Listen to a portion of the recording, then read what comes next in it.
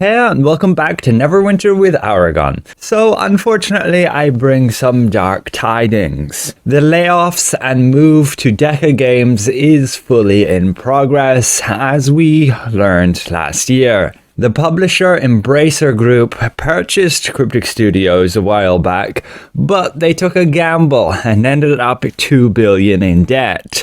So ever since, they've been working on cutting their losses by, yes, laying off staff, bringing all of those game studios to their minimum so the games can still make some profits for as long as possible. And that's unfortunately what has been happening with Neverwinter. You can see a whole load of articles posted just recently that cover all these new layoffs that are occurring. This will essentially bring down Cryptic Studios to like a skeleton crew, and supposedly DECA Games is taking over the titles. There are the three games, Neverwinter, Star Trek Online, and Champions Online, being shuttled off to the tiny Embracer-owned European outfit DECA Games. We have reports that layoffs are widespread and that nearly all remaining Cryptic staff, save a few team leads and DECA hires, have been affected.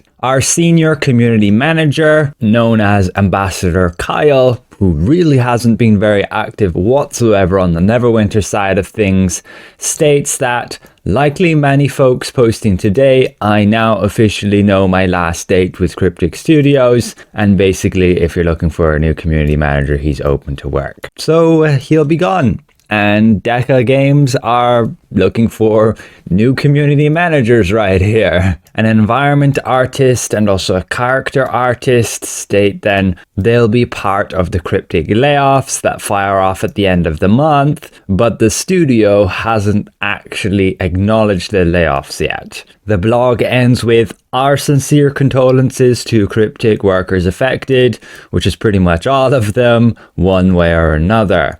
The last one out the door has to write the studio closure post. A crap way for a major MMO studio to end. You can read some comments as well. I mean, Cryptic Studios has been running for 25 years, so all things considered, somewhat a success. Just a bit sad for those who worked there, I'm sure, that it's all ending now. This comment is particularly amusing.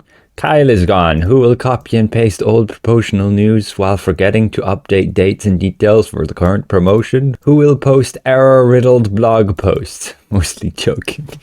But totally true, at least on the Neverwinter side of things. Most of the dev blogs posted as of late, particularly on older events releasing, have just been so outdated and not with any current updated news. We have not had an active community manager in quite a few years, ever since Julia left. But she didn't really leave, she got promoted apparently to a different job, but now she's getting fired from that one. As you can see right here, the industry layoffs finally caught up to me. After nearly 8 years at Cryptic, last Friday was my last day due to a reduction in workforce that impacted several folks.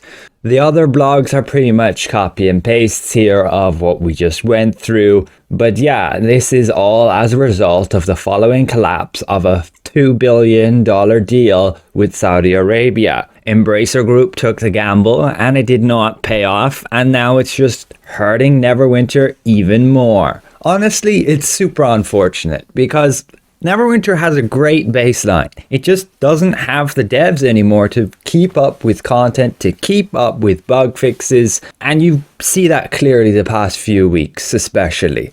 We've had some critical bugs like loadout switching and consumables getting consumed, and you'd think that bug would get fixed after a few days, at least the next week, but no, it took them 2 weeks.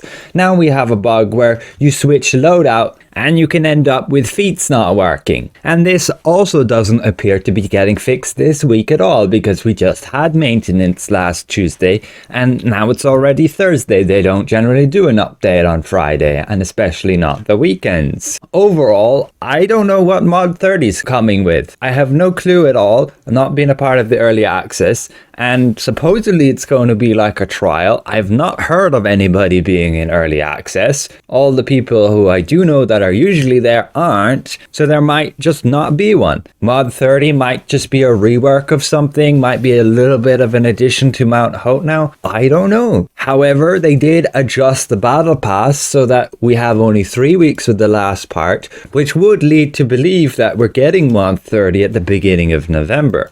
What it brings, we shall see.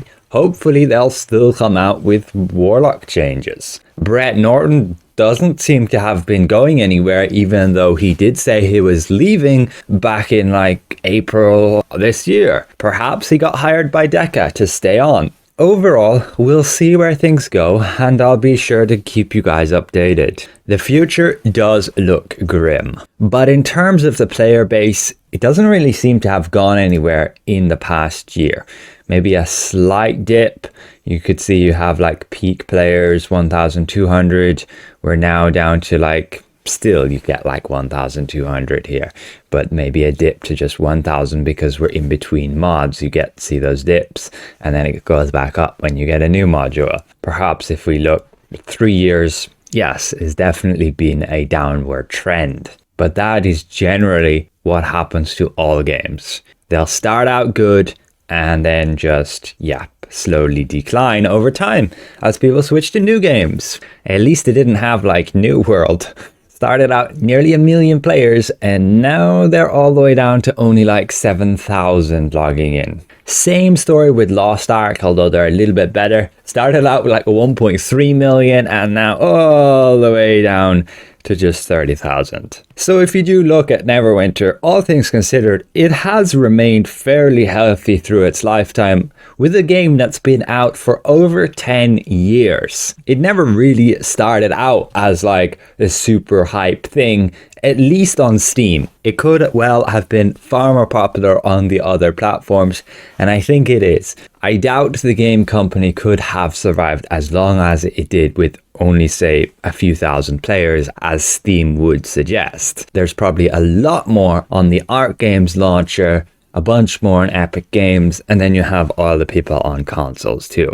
Overall, if people still keep playing the game and the devs can still come out with content similar to what they have been doing the past few years, I think this game can probably live on for at least another few years, maybe even another 5 or more. Overall, I personally love the combat system in this game, and I wish more games were like it. I've played a lot of others, and none of them come as smooth as Neverwinter does with its action combat system.